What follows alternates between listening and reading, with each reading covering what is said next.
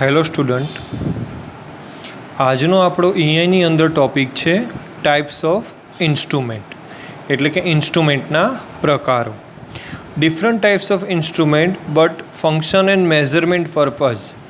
એટલે ઘણા બધા પ્રકારના ઇન્સ્ટ્રુમેન્ટ છે, પણ માપન અને કાર્યની રીતે જોવા જઈ તો બે ટાઈપ છે. પહેલું છે એબ્સોલ્યુટ એન્ડ સેકન્ડરી ઇન્સ્ટ્રુમેન્ટ, બીજું છે indicating, recording and integrating instrument.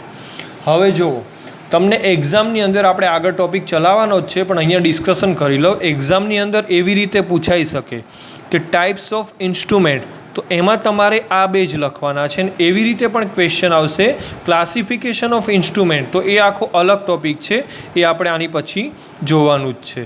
તો એમાં પણ તમારે અલગ લખવાનું આવશે. તો આ એક તમે નોટ કરી લેજો. ટાઈપ્સ ઓફ ઇન્સ્ટ્રુમેન્ટ, એમાં આ બે વસ્તુ તમારે સમજાવવાની છે, અને ક્લાસિફિકેશન ઓફ ઇન્સ્ટ્રુમેન્ટ, એમાં એ વસ્તુ આખી અલગ જ છે. તો પહેલું છે એબ્સોલ્યુટ ઇન્સ્ટ્રુમેન્ટ. કયું ઇન્સ્ટ્રુમેન્ટ? Absolute instrument. તો એ શું છે? તો કે the instrument which gives the magnitude of quantity to be measure in terms of physical constant of the instrument are known as absolute instrument. એટલે કે એબ્સોલ્યુટ ઇન્સ્ટ્રુમેન્ટ છે એ તમને જે મેજર ક્વોન્ટિટી છે એ કયા ફોર્મમાં આપશે? કોન્સ્ટન્ટ ફોર્મમાં, ભૌતિક અચળાંક, એટલે કે કોન્સ્ટન્ટ ફોર્મમાં તમને એની મેજર ક્વોન્ટિટી આપશે. એમાં કોઈ પણ જાતનો ચેન્જીસ થશે નહીં. તમને કયા રૂપ ફોર્મમાં આપશે? કોન્સ્ટન્ટ ફોર્મમાં. અને એને કેલિબ્રેશન કરવાની પણ જરૂર નથી. કેલિબ્રેશન એટલે તમને ખ્યાલ હશે કે અમુક સમય પછી એની મૂળ સ્થિતિમાં એને લાવવું પડે. જેમ કે આપણા ઘરે સ્પ્રિંગ કાંટો હોય છે, બરાબર. આપણે ફોર એક્ઝામ્પલ ડૉક્ટરના ત્યાં જઈએ છીએ તો આપણને જે વજન ડિજિટલની જગ્યાએ જે પહેલો પોઇન્ટરવાળો જે કાંટો હોય છે વજન કરવાનો, તો એ જીરો ઉપર આપણે સેટ કરીએ છીએ, એટલે કે એને કેલિબ્રેટ કરીએ, એને પાછો જીરો ઉપર લાવીએ છીએ, બરાબર. તો આમાં આ ઇન્સ્ટ્રુમેન્ટમાં કેલિબ્રેશનની જરૂર પડશે નહીં. કોઈ પણ મેજર ક્વોન્ટિટી છે એનું કોન્સ્ટન્ટ ફોર્મમાં જે એનું તમને મેઝરમેન્ટ આપશે. તો એનું એક્ઝામ્પલ છે ટેન્જેન્ટ ગેલ્વેનોમીટર. કયું છે? ટેન્જેન્ટ ગેલ્વેનોમીટર, બરાબર. હવે તમને ખ્યાલ હશે કે એ મીટરથી તમે શું મેઝર કરો છો? તો કે એમ્પિયર. એ મીટરથી તમે શું મેઝર કરો છો? એમ્પિયર. તો હવે તમને ખબર છે ગેલ્વેનોમીટરથી શું મેઝર થાય છે? કોઈને ખબર છે? હા કે ના? ઓકે. તો ગેલ્વેનોમીટરથી પણ તમે એમ્પિયર એટલે કે કરંટની કિંમત મેળવી શકો છો. ગેલ્વેનોમીટર પણ, ટેન્જેન્ટ ગેલ્વેનોમીટર પણ તમને કરંટની કિંમત આપે છે. કરંટ તેમાંથી તમે માપન કરી શકો છો. તો એબ્સોલ્યુટ ઇન્સ્ટ્રુમેન્ટ. કેવું ઇન્સ્ટ્રુમેન્ટ? Absolute instrument. કે જે એબ્સોલ્યુટ ઇન્સ્ટ્રુમેન્ટ છે કે એમાં એ પહેલી વસ્તુ તો એ કેલિબ્રેશનની જરૂર નથી પડતી, અને એ કેવી મેજર ક્વોન્ટિટી કેવી આપે છે? કોન્સ્ટન્ટ આપે છે. એમાં કોઈ વેરિએશન આવતું નથી. કેવી આપે છે? કોન્સ્ટન્ટ આપે છે. એમાં કોઈ વેરિએશન આવતું નથી. અને બીજું કે આને કેલિબ્રેશન કરવાની જરૂર પડતી નથી. કેલિબ્રેશન કરવાની પણ જરૂર પડતી નથી. અને ટેન્જેન્ટ ગેલ્વેનોમીટર એનું બેસ્ટ એક્ઝામ્પલ છે. પછી છે સેકન્ડરી ઇન્સ્ટ્રુમેન્ટ. કયું ઇન્સ્ટ્રુમેન્ટ? Secondary instrument. કે the instrument in which the reading shown by the instrument gives directly the measure of the quantity to be measured are known as secondary instrument. એટલે કે કેવું instrument કે જે કોઈ પણ major ક્વોન્ટિટીની value છે, બરાબર, એનું સીધું રીડિંગ એની અંદર મેળવી શકાય છે. કોઈ પણ મેજર ક્વોન્ટિટી છે, તમે કોઈ ક્વોન્ટિટીનું મેઝરમેન્ટ કરો છો તો એનું રીડિંગ સીધું એની અંદર મેળવી શકાય છે, બરાબર. એનું બેસ્ટ એક્ઝામ્પલ છે વોલ્ટમીટર અને એ મીટર. પણ આ ઇન્સ્ટ્રુમેન્ટમાં કેલિબ્રેશન કરવાની જરૂર પડે છે. ઘણીવાર જો આપણે એ મીટરમાં તમે 5 એમ્પિયર કરંટ મેઝર કરતા હોય, કરંટ 5 એમ્પિયર જ લેતું હોય છે, બરાબર. પણ એ મીટરની અંદર 4 એમ્પિયર કે 3, કારણ કે એનું કેલિબ્રેશન ડિસ્ટર્બ થઈ ગયું છે. કેલિબ્રેશન એનું પ્રોપર હોતું નથી, એટલે કરંટની વેલ્યુ કેવી બતાવે છે? ઓછી બતાવે છે. તો આમાં કેલિબ્રેશનની જરૂર પડે છે. પણ આ સીધું તમને મેઝરમેન્ટ આપે છે. એ મીટરમાં આપણે લગાવીએ બંને ટર્મિનલ, તો એ મીટરના તો સીધો કરંટ બતાવે જ છે તમને. 5 એમ્પિયર, 10 એમ્પિયર જે કંઈ હોય એ ડાયલ ઉપર આ રીતે પોઇન્ટર આખું ડિફ્લેક્ટ થતું હોય છે, તમને ખ્યાલ જ છે, બરાબર.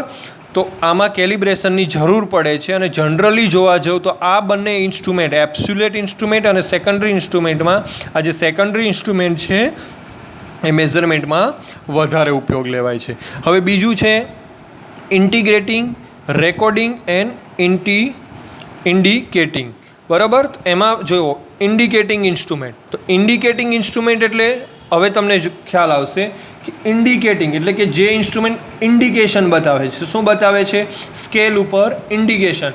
જેમ કે આપણે આગળ મેં તમને એક્ઝામ્પલ આપ્યું હતું, તમારા બાઇકનું કે કારનું સ્પીડોમીટર, સ્પીડનું ઇન્ડિકેશન બતાવે છે કે સ્પીડ કેટલી છે, આ રીતે બતાવતું હોય છે, 5, 10, 15 સ્પીડનું ઇન્ડિકેશન. તો ઇન્ડિકેટિંગ ઇન્સ્ટ્રુમેન્ટ છે શું બતાવે છે? ઇન્ડિકેશન બતાવે છે ક્વોન્ટિટીનું. શેના ઉપર? સ્કેલ ઉપર. એટલે કે આ જે સ્કેલ હોય છે ને, એવી રીતે એ મીટર, વોટ મીટરમાં પણ સ્કેલ હોય છે, 5, 10, 15 એવી તમારા બાઇકની સ્પીડમાં જે અંદર જે આ રીતે હોય છે આમ દોરેલું 10, 20, 30, તો એ સ્કેલ કહેવાય. તો સ્કેલ ઉપર શું બતાવે છે? ઇન્ડિકેશન બતાવે છે. એ કામ કોણ કરે છે? Indicating instrument. તો કે indicating instrument indicate the quantity to be measure on the scale with the help of pointer. પણ આનો એક રીતે તમે જોવા જાઓ તો ડિસએડવાન્ટેજ તો ન ગણાય, પણ આની અંદર પ્રોબ્લેમ શું છે કે જે પાસ્ટ ડેટા, બરાબર, મેઝરમેન્ટનો જે પાસ્ટ ડેટા છે એનો આની અંદર રેકોર્ડ રહેતો નથી અને એ તમને બતાવતું નથી. આનું બેસ્ટ એક્ઝામ્પલ વોટ મીટર અને એ મીટર. શું છે? વોટ મીટર અને એ મીટર ઇન્ડિકેટિંગ ઇન્સ્ટ્રુમેન્ટનું. તો અહીંયા તમે એબ્સોલ્યુટ ઇન્સ્ટ્રુમેન્ટ, સેકન્ડરી ઇન્સ્ટ્રુમેન્ટ અને બીજા ટાઈપ્સમાં ઇન્ડિકેટિંગ, રેકોર્ડિંગ અને ઇન્ટિગ્રેટિંગ, એમાંથી તમે ઇન્ડિકેટિંગ જોયું. હવે આપણે આગળ જોઈશું રેકોર્ડિંગ ઇન્સ્ટ્રુમેન્ટ. કયું ઇન્સ્ટ્રુમેન્ટ? Recording instrument. હવે અહીંયા જુઓ રેકોર્ડિંગ ઇન્સ્ટ્રુમેન્ટ. તો રેકોર્ડિંગ ઇન્સ્ટ્રુમેન્ટ એ તમને ઇન્ડિકેટિંગમાં કેવું આંકડા બતાવતું હતું, ડિજિટલ ફોર્મમાં અથવા તો એનાલોગ ફોર્મમાં.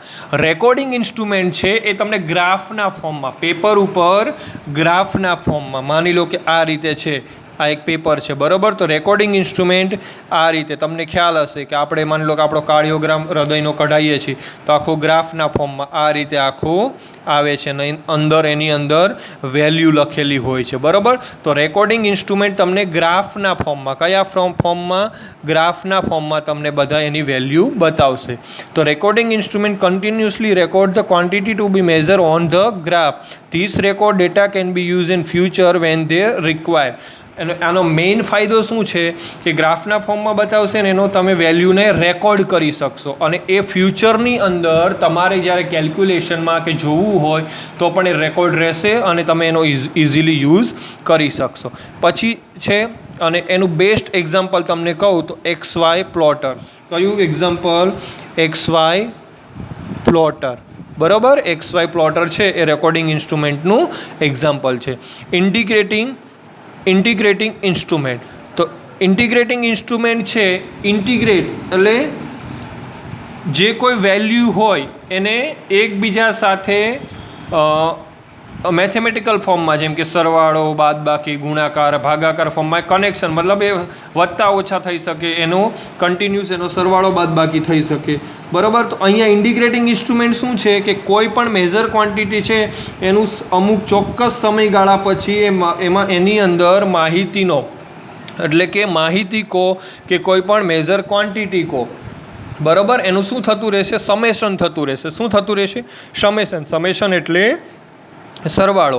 તો integrating instrument make the summation of quantity to be measure over the period of time. એટલે કે અમુક સમયગાળા પછી એનો શું થતો રહેશે? સરવાળો. માની લો કે આ કોઈ ઇન્ટિગ્રેટિંગ ઇન્સ્ટ્રુમેન્ટ તરીકે એક્ઝામ્પલ આપેલું છે એનર્જી મીટર. આપણા ઘરમાં એનર્જી મીટર છે જ, હા કે ના?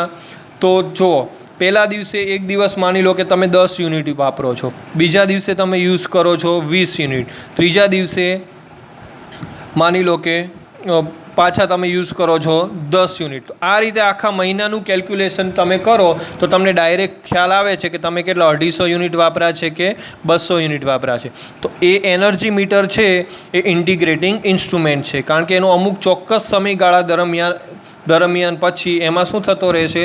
એના યુનિટનો સરવાળો થતો રહેશે. તો અહીંયા જો એ જ ડેફિનેશન છે, integrating instrument make the summation of the quantity to be measure over period of time. Best example એનું એનર્જી મીટર. તો અહીંયા આપણે બે ટાઈપ્સના ઇન્સ્ટ્રુમેન્ટ જોયા. બે ટાઈપ્સ કયા ફંક્શનના હિસાબે મેઝરમેન્ટ અને એનું કાર્યના લીધે, બરાબર. તો એ બે ફંક્શન, એના મેઇન બે ફંક્શન ને મેઝરમેન્ટ, બરાબર. તો એની અંદર જોવા જાઓ તો ઇન્ડિકેટિંગ, રેકોર્ડિંગ અને ઇન્ટિગ્રેટિંગ, બરાબર, અને એબ્સોલ્યુટ અને સેકન્ડરી. તો આ ટાઈપ્સ ઓફ ઇન્સ્ટ્રુમેન્ટ પૂછાય તો એની અંદર તમારે આ બે સમજાવવાના અને એનું આટલું આ લખાણ લખવાનું. અને તમને ક્લાસિફિકેશન પૂછાય તો એ પણ આખી વસ્તુ કેવી છે, અલગ છે. Classification of instrument, classification of instrument એ હવે આપણે આગળ ડિસ્કસ કરીશું.